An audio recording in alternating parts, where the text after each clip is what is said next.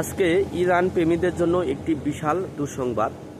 কারণ আজ ভোর রাতে ইরানের আব্বাসিস যে শহর আছে সেই শহরে সেনাবাহিনীর যে বেরাক আছে, সেনাবাহিনীরা যেখানে তাঁবু টাবু গেড়ে থাকে বা সেনাবাহিনীর যে আবাসিক এলাকা আছে সেই এলাকাতে ট্রাম্প প্রশাসন কি করেছে, ট্রাম্প প্রশাসন নিখুঁতভাবে 13টি ড্রোন হামলা চালিয়েছে। নিখুঁতভাবে বুঝেন, 13টি ড্রোন হামলা চালিয়েছে। সাথে সাথে সেখানে ইরানের যে 7জন সেনা সদস্য তারা কিন্তু মারা গেছে, আর অনেকেই আহত হয়েছে। তাদের নিয়ে চিকিৎসার জন্য হাসপাতালে নিয়ে যাওয়া হয়েছে।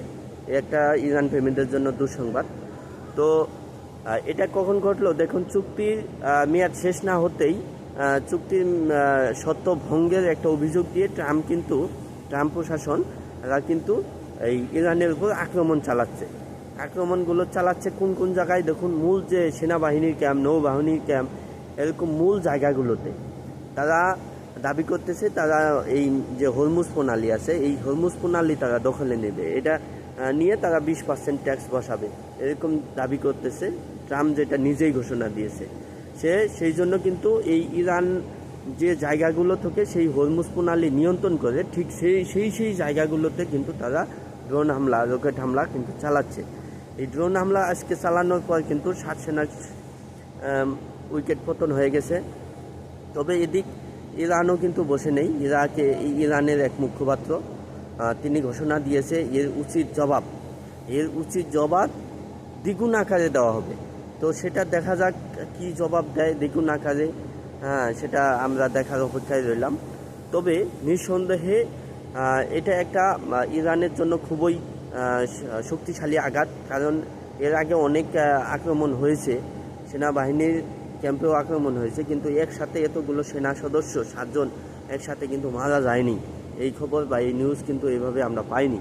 কিন্তু আজকে দেখুন, হঠাৎ করে সেনা সদস্য যারা দেশ রক্ষা করে সেই সেনা সদস্যের 7জন সেনাকে একবারে সেখানে জায়গাতে হত্যা করে ফেলেছে সেই ড্রোন হামলা করে।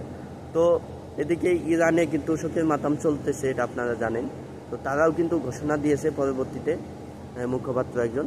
তো দেখা যাক সেই বিষয়টা কি হয়। তবে ট্রাম্প প্রশাসন অনেকেই বলতেছে তিনি হরমুজ পুরোপুরি নিজের দখলে নেওয়ার জন্য অর্থনৈতিক তাদের যে ক্ষতি হয়েছে এই অর্থনৈতিক ক্ষতি পোষানোর জন্য তারা মূলত এই কাজটি করতেছে। হরমুজ দখলে নিয়ে তারা সেখানে ট্যাক্স বসাবে, সেটা অনেকেই বলতেছে না, ট্রাম্প নিজেই বলছে যে 20% ট্যাক্স বসাবে, এবং যার জন্য তারা এইসব করতেছে। হরমুজ প্রণালী দখলে নিয়ে সেখানে 20% ট্যাক্স বসিয়ে তাদের যে ক্ষয়ক্ষতি হয়েছে এই যুদ্ধে সেই ক্ষয়ক্ষতি তোলার একটা পায়তারা করতেছে।